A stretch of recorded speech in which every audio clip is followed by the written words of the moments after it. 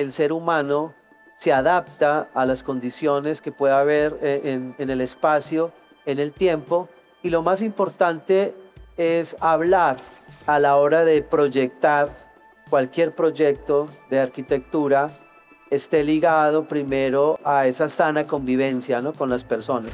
Nosotros como diseñadores o arquitectos, la finalidad es que esos espacios se involucre el bienestar de las personas. Miren siempre la arquitectura como un reto, pero para divertirse.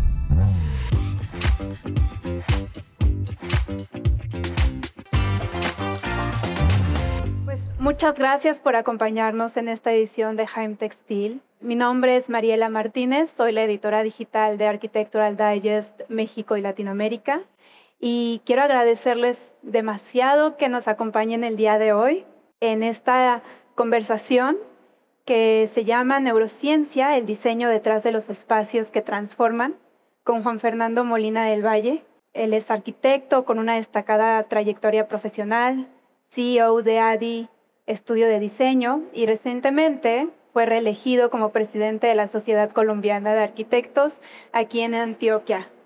Muchas felicidades, Juan. Gracias, Mari. Bueno, qué rico que estén por acá, que se hayan dado un espacio para escuchar este tema que me apasiona de las neurociencias, y gracias a AD por estar acá también, a Jaime Textil por invitarnos. Y bueno, vamos a tener una conversación muy agradable que ojalá ustedes sigan investigando qué son las neurociencias y la importancia de las neurociencias en los espacios que diseñamos y los espacios en los que convivimos. Para abrir esta conversación, me gustaría, Juan, que nos expliques qué es la neurociencia y cómo es que sus principios se reflejan en la arquitectura y el diseño interior. Es importante que tengamos las neurociencias como el estudio del cerebro y cómo a través de los espacios los seres humanos reaccionamos, ¿no? O esas enfermedades también silenciosas que tenemos, y a través de las neurociencias ellas reaccionan para ver ese espacio de bienestar que debe generarse dentro de las vivencias que tienen los seres humanos. También me gustaría que nos platiques cómo es el proceso de diseño de la neuroarquitectura. Bueno, antes de contarte de la neuroarquitectura, les voy a contar por qué llegué a la neuroarquitectura hace más o menos 20 años. Fui invitado a unas conferencias en Valencia, España, en el Politécnico de Valencia, y apareció esa palabrita digamos, en las conferencias. Me dijo, bueno, ¿qué es neuroarquitectura? Y llegué una hora antes de mi conferencia, y precisamente esa conferencia de neuroarquitectura era antes de la mía. Y empecé a escuchar al Señor cuando aparece rápidamente que la neuroarquitectura era el estudio de la arquitectura y el diseño y cómo ésta afecta el cerebro, los pensamientos y también cómo la gente percibe el espacio. Entonces yo dije, wow, me vinieron a preguntar sobre mis proyectos, porque estaba invitado a dos proyectos que estaba realizando en la costa colombiana, y decir que este señor, que lo que uno diseñaba afectaba el cerebro de las personas, las emociones. Entonces desde ahí me empecé como a replantear qué era o qué es lo que yo estaba diseñando y relacionando con mi diseño y las nuevas formas de habitar los espacios. Entonces fue como chévere, y el señor que estaba hablando sobre neuroarquitectura era el psicólogo de la cárcel, y que a medida que le preguntaban cómo las personas se podrían resocializar, él decía que en un espacio de estos, pues nunca las personas iban a resocializar y iban a seguir enfermos. Entonces me quedó eso sonando, y lo más chistoso fue que ese personaje se quedó a escuchar mi conferencia. Entonces yo quedé retificado porque no sabía qué decir, porque yo venía preparado con un discurso, y cuando leí que la arquitectura enfermaba a las personas, replanteé toda mi conferencia y más bien no presenté mis dos casas, sino hablé del ser humano y la importancia del ser humano hacia el espacio. Juan, me gustaría también que que nos puedas platicar cómo es que podemos llevar las neurociencias y la neuroarquitectura a la academia, porque creo que es justo algo muy importante que mencionas con esta historia, ¿no? De que es algo que vivimos, pero que quizás no conocemos con ese nombre, no somos conscientes de ello. La academia con estas ciencias nuevas, digamos, ni tan nuevas, porque estamos hablando que las neurociencias aparecen a finales de los 70 y yo las conozco hace 20 años apenas. Es interesante cómo desde la academia se podría manejar otro tipo de herramientas a los chicos, ¿no? Hablarles más de sociología, de antropología, de la misma psicología, que podría ser cómo ellos interpretan hoy o cómo se vive hoy en el espacio contemporáneo. Y a raíz, digamos, de las experiencias que he tenido, no solo pues en diseños acá en Colombia, sino también en el exterior, hemos entendido que las experiencias desde las neurociencias y desde el manejo de los sentimientos son el reflejo de cómo se está diseñando hoy en el mundo contemporáneo. Tú eres profesor, Juan, y Sí. me gustaría que nos compartas cómo transmites esta pasión por la arquitectura y por las neurociencias a tus alumnos. O sea, cómo los invitas a que en sus proyectos, en sus diseños, pues contemplen más este tipo de ciencias para crear más y mejores espacios. Bueno, lo primero que hice fue las neurociencias se dividen en 4 aspectos muy importantes. Uno es el social, otro es el espacio emocional, el espacio cognitivo y el espacio del aprendizaje. Empecé a cambiar la forma de enseñar la arquitectura.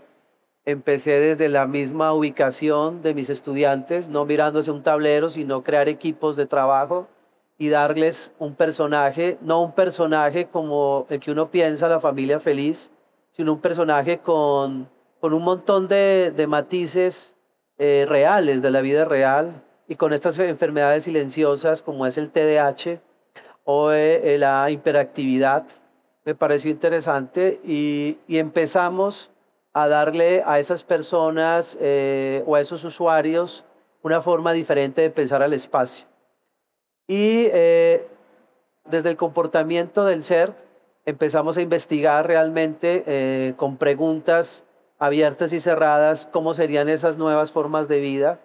Identificamos desde mis patrones de diseño 4 operaciones formales que desarrollábamos nosotros en la oficina. La primera es los espacios continuos, que como a través de la mezcla de materiales, a través también de la utilización de mobiliario, podemos ir generalizando un espacio continuo. La segunda fue los estilos o los modos de vida, que identificamos que el mundo contemporáneo, porque no podemos seguir diseñando como nos enseñaron hace 100 años los grandes maestros, que estaban supremamente adelantados, sino que realmente las nuevas formas de vida de la gente contemporánea a partir de los 70s, en este libro pues que lo traje para que ustedes lo puedan ojear, narra eso, ¿no? Que más o menos tenemos casi 50, 70 formas de vida o de hábitats de los espacios.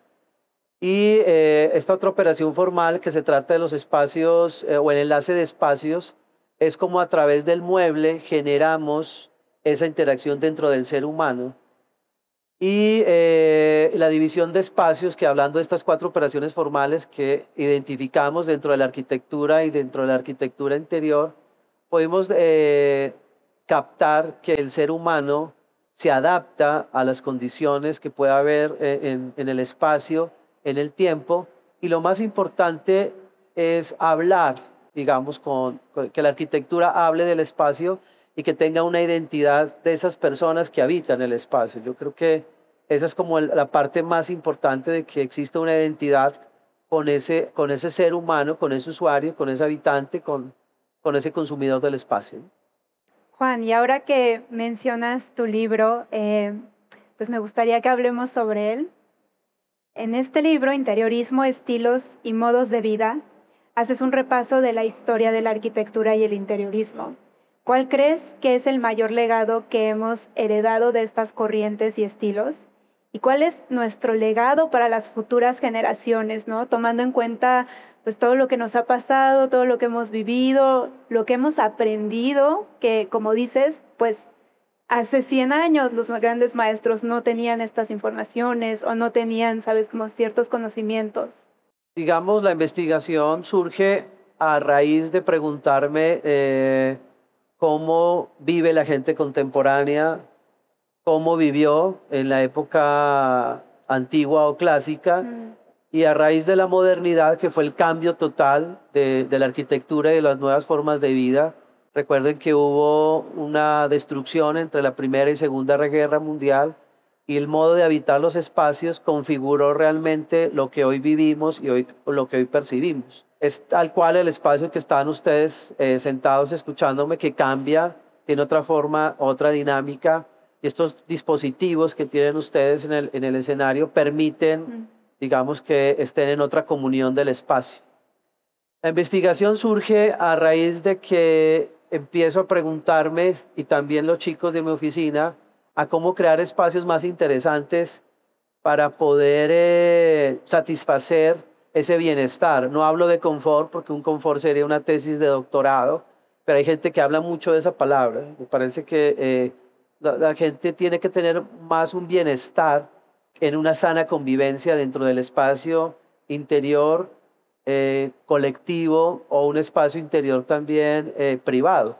Este libro cuenta la historia desde la época antigua, desde los griegos, los romanos, pasando por la época clásica, todos estos estilos góticos, el Art Nouveau, y llega a la época moderna con la gran escuela Bauhaus, que es la que rompe muchas dualidades dentro del diseño, no solo de la arquitectura, sino el diseño de modas, el diseño gráfico, el diseño industrial, y termina con la vida contemporánea, cómo ustedes habitan el espacio hoy y cómo se habitará en el futuro. Entonces, cuando tú empiezas a leer este libro, que lo vamos a tener en 3 tomos, porque pues miren, tan grueso, y no creo que uno lo pueda llevar pues dentro del avión o en la maleta. Está difícil. Entonces, sí, está difícil. La idea es sacarlos en 3 tomos, donde cuente esa narrativa, donde las personas puedan entender la evolución que ha tenido el diseño desde la antropología del diseño, desde la adaptabilidad de los espacios, desde la sociología, o sea, los comportamientos de las personas, y desde la misma psicología, ¿no?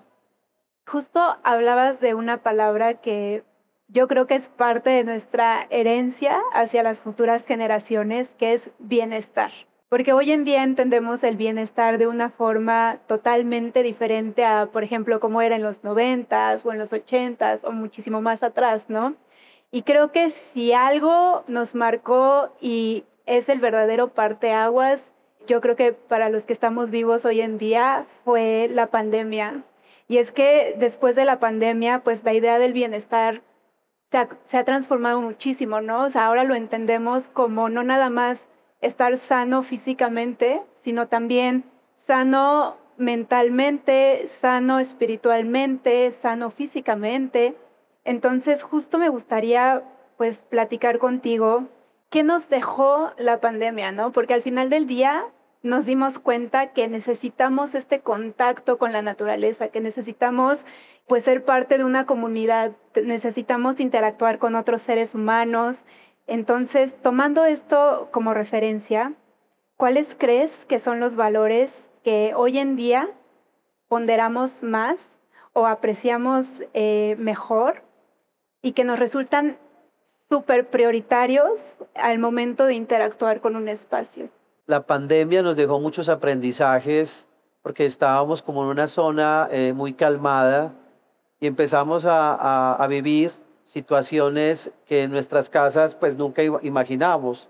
Tener a nuestros hijos todo el día, trabajar en la casa, hacer todo dentro de la casa y poder conectarnos a través de pantallas, hacer conferencias, trabajar.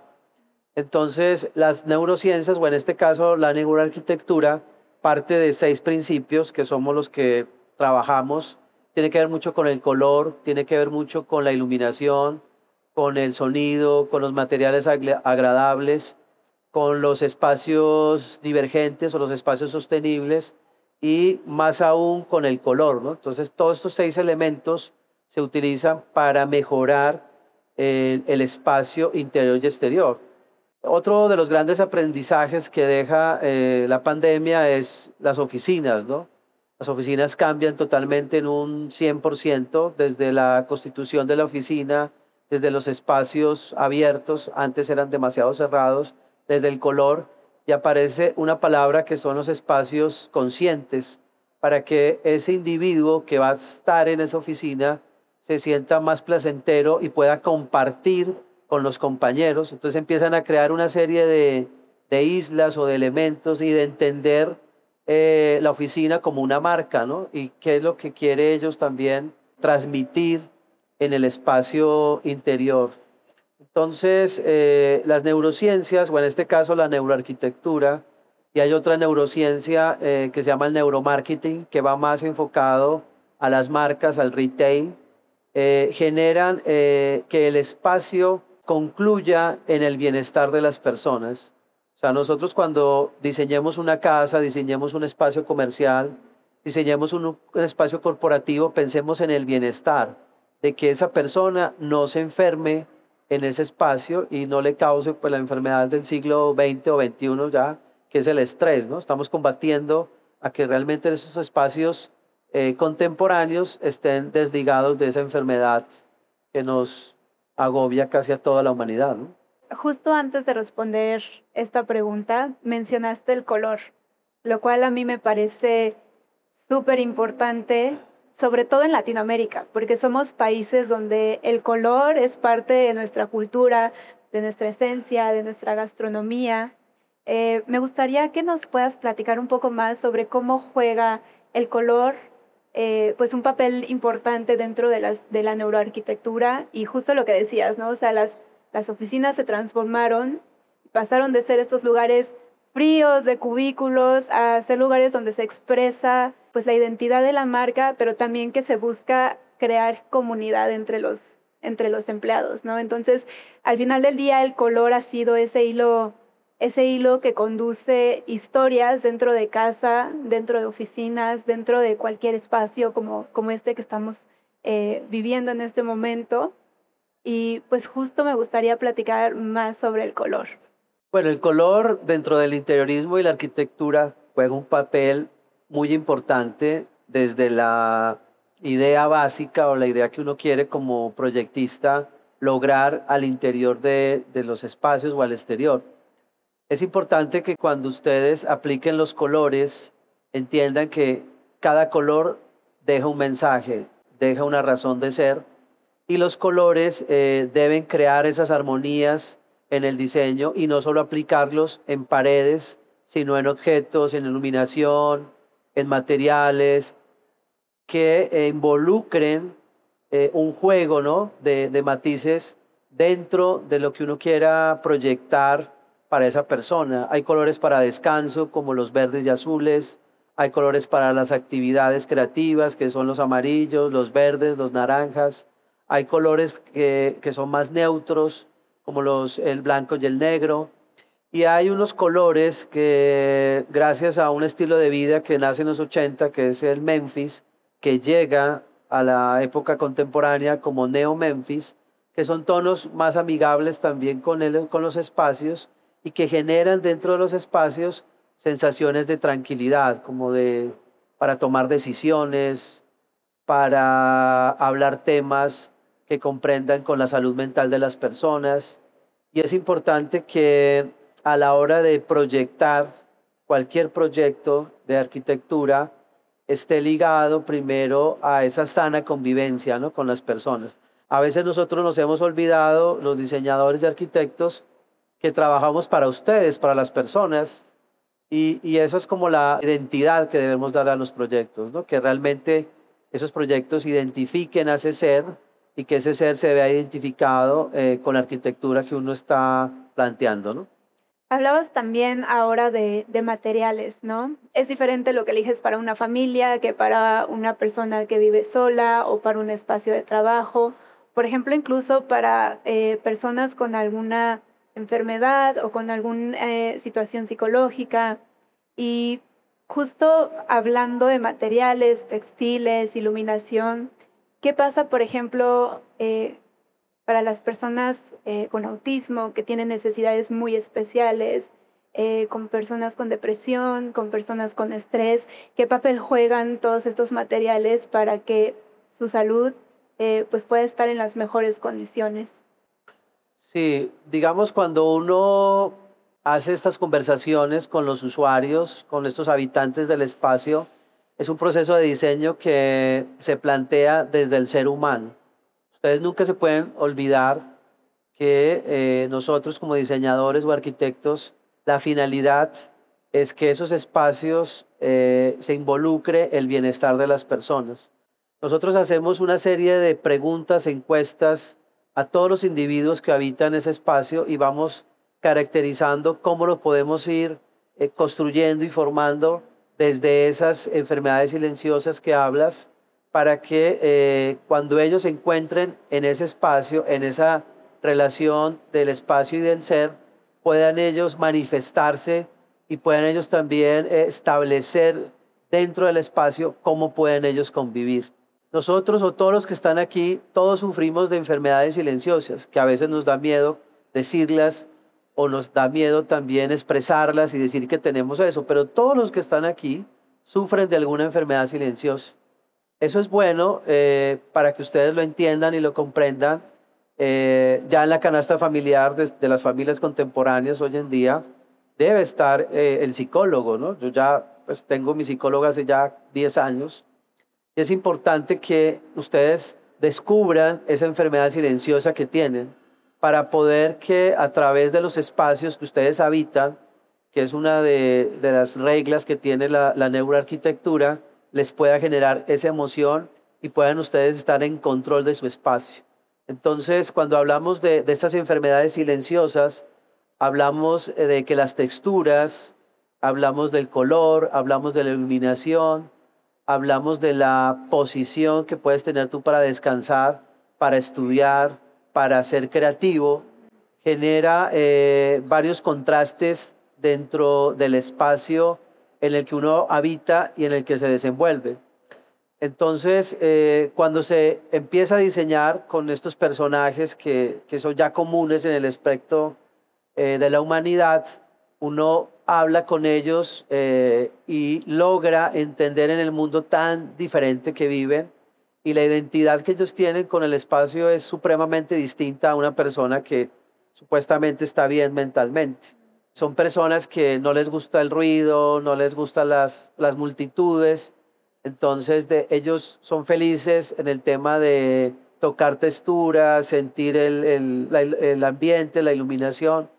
Y es importante cuando uno trabaja con estos chicos de que ellos tengan una conexión con el ser propio, ¿no? Con ellos mismos. Entonces yo creo que también con el que vive súper activo y está, pues no se puede quedar quieto, también la forma de los colores les genera a ellos también sensaciones de que puedan mejorar su hábitat, la iluminación, ya hablamos de una iluminación neutra, ya no hablamos de una iluminación cálida ni una iluminación con luz blanca, sino una iluminación neutra, la cual genera otra configuración del espacio.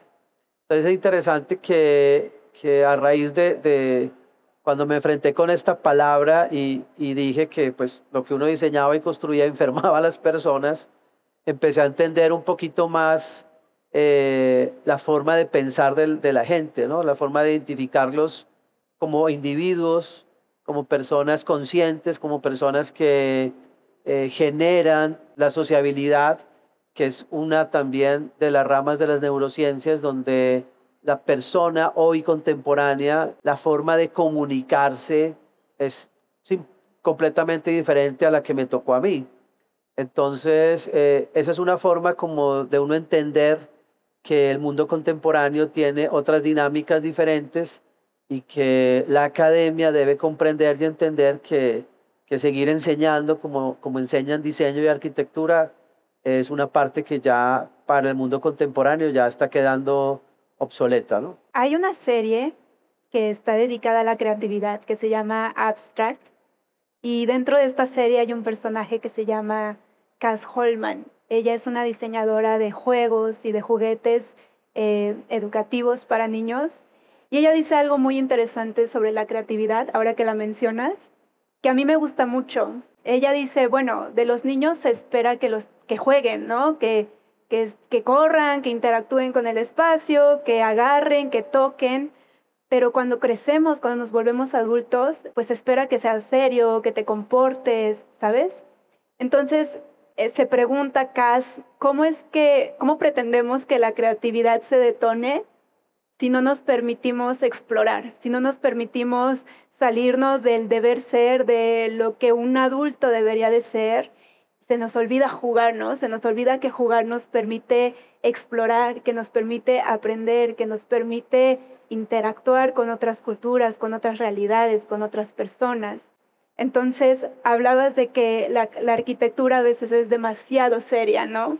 Y justo tomando un poco lo que dice Cass y esto que tú estás mencionando ahora, me gustaría saber si tú crees que la espontaneidad, el juego y la diversión deberían ser parte del quehacer arquitectónico. Digamos, yo creo que la arquitectura y el diseño debería ser un juego de varias disciplinas. Un arquitecto, un diseñador, no solo debe contemplar el tema creativo porque estudiaste diseño. Yo creo que cualquier persona es creativa desde su punto de vista o de su profesión.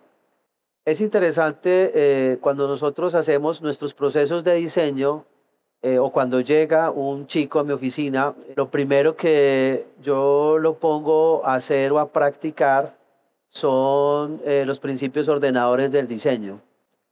Se le coloca una pantalla y el chico empieza a leer lo que dice ahí y él lo tiene que interpretar con dibujos y con figuras geométricas puras.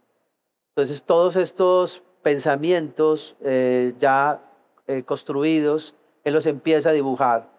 Y si el chico entiende que son los principios ordenadores del diseño, ese es el que trabaja en mi oficina. Son 43, no los voy a nombrar todos, pero es la forma de yo calificar a esa persona si realmente entiende qué es diseñar, qué es ser creativo y más adelante poder construir los espacios.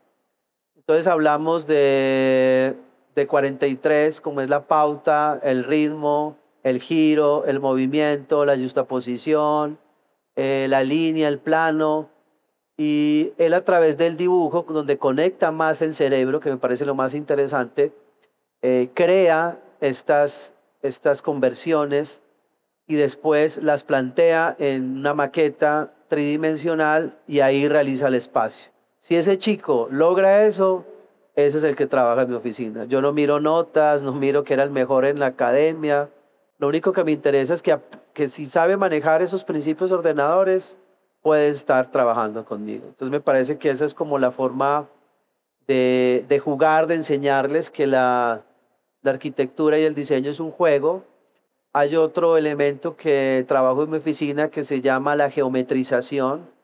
Es un concepto que lo hacemos a través de la biomimesis, no sé si esa palabrita para que la investiguen, que es el estudio de la naturaleza y a través de la naturaleza nosotros desarrollamos espacios y lo hacemos con la naturaleza, con una planta, con un animal y con un objeto.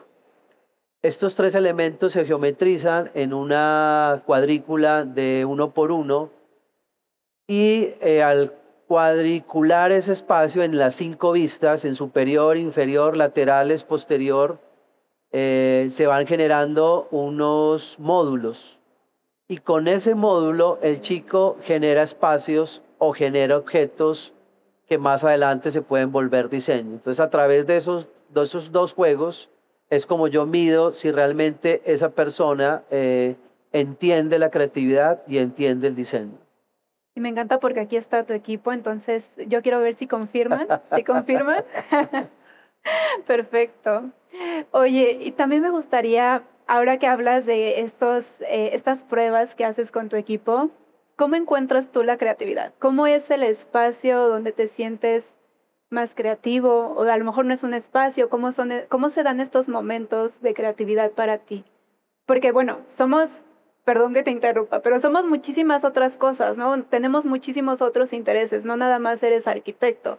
También eres Juan, el que le gustan los sneakers, el que le gusta la música. Entonces, me gustaría saber cómo se conjugan tus mundos y cómo se da la creatividad en tu mundo.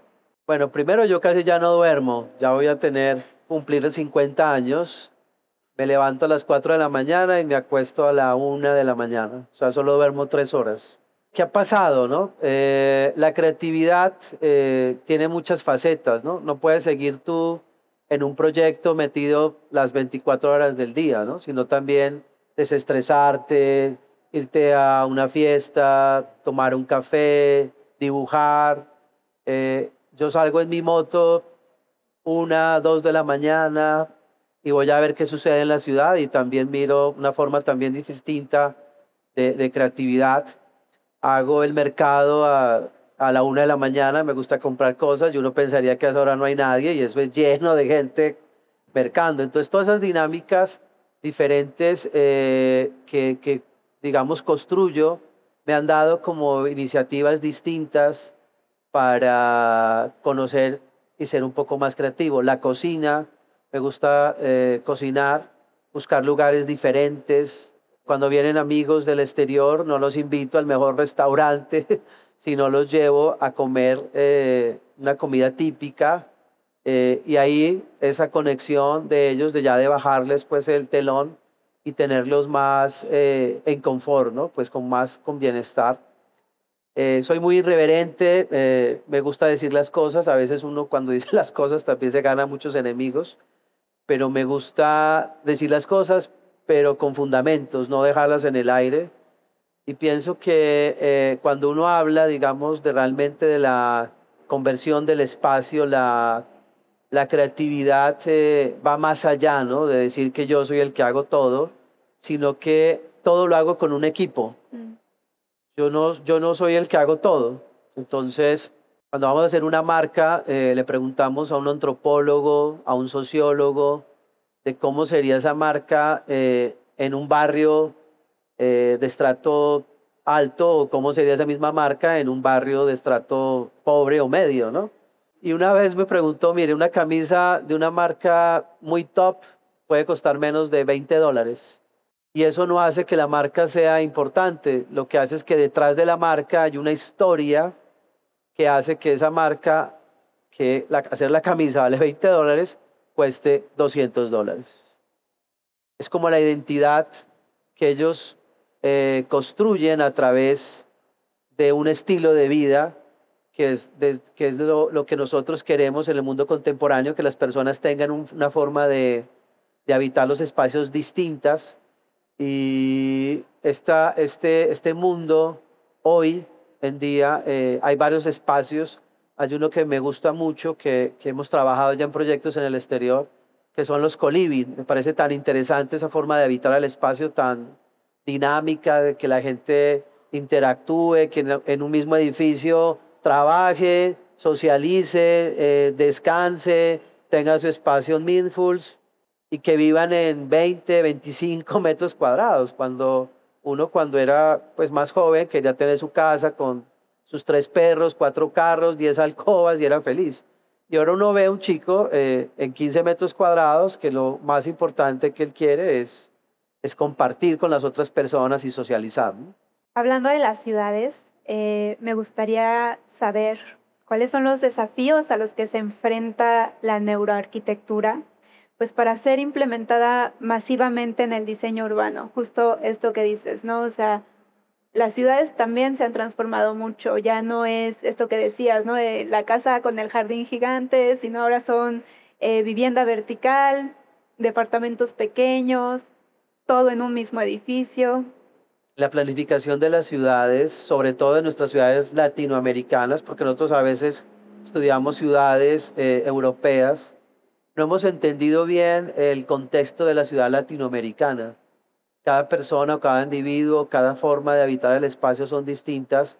la forma de transitar el espacio. Hemos traído culturas como la bicicleta, que es una cultura más europea o nórdica, y dentro de esa construcción de las ciudades, el arquitecto debería ser la persona en la que el dirigente, el gobernador, el alcalde tuviera al alcance de la mano, porque es la forma como más práctica de nosotros entender la ciudad, de nosotros poder convivir con los otros seres humanos, y se ha vuelto como una carrera de urbanizar exageradamente. Nosotros tenemos 6 municipios conurbados, por eso tú ves Medellín grandísimo, pero si no estuvieran esos municipios al lado de nosotros, fuéramos una ciudad de 3 millones de habitantes.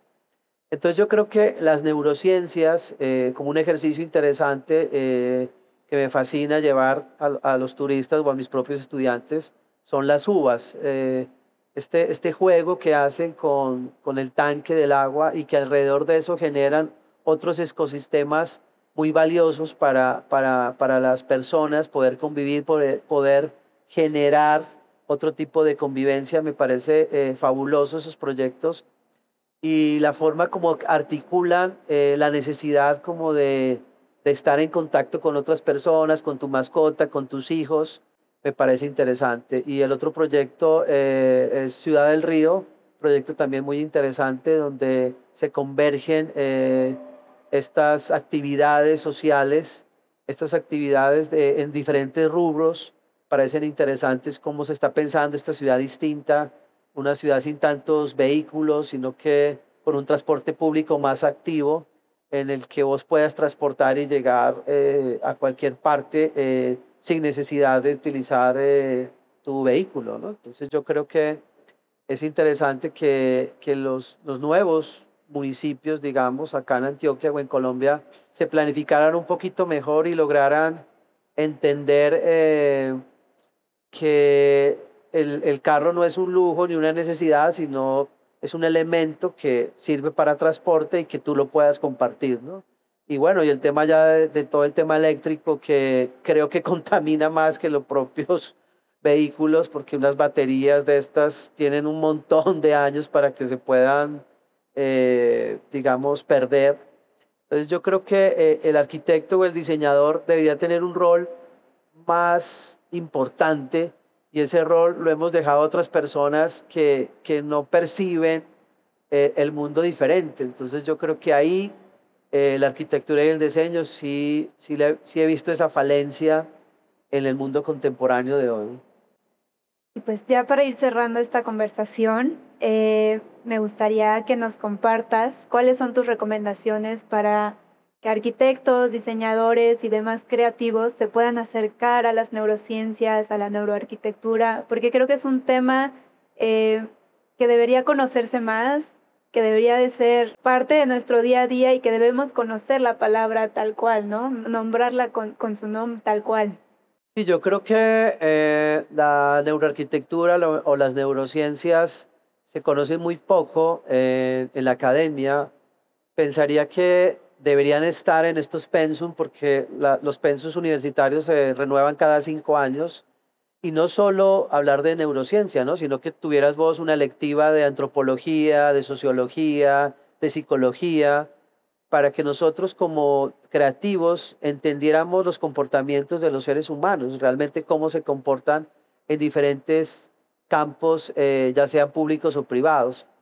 Entonces mi invitación es a que primero se diviertan, que cada vez que les llegue un proyecto lo vean como un reto, y que ese reto sea divertido, que realmente ustedes conformen un equipo de trabajo, que no sean solos, sino que realmente tengan un equipo de trabajo interdisciplinario, y esa voz que les pueda hablar al oído de cualquier profesión sea, digamos, algo que les ayude a madurar más sus proyectos, y que los proyectos sean más conscientes en el desarrollo de las personas, que entiendan realmente que no sigamos diseñando o habitando edificios enfermos, porque eso es lo que hace que la humanidad, esas enfermedades silenciosas, estén ahí y no se disparen y causen pues lo que hoy hay, ¿no? En el mundo contemporáneo. Entonces yo creo que miren siempre la arquitectura como un reto, pero para divertirse.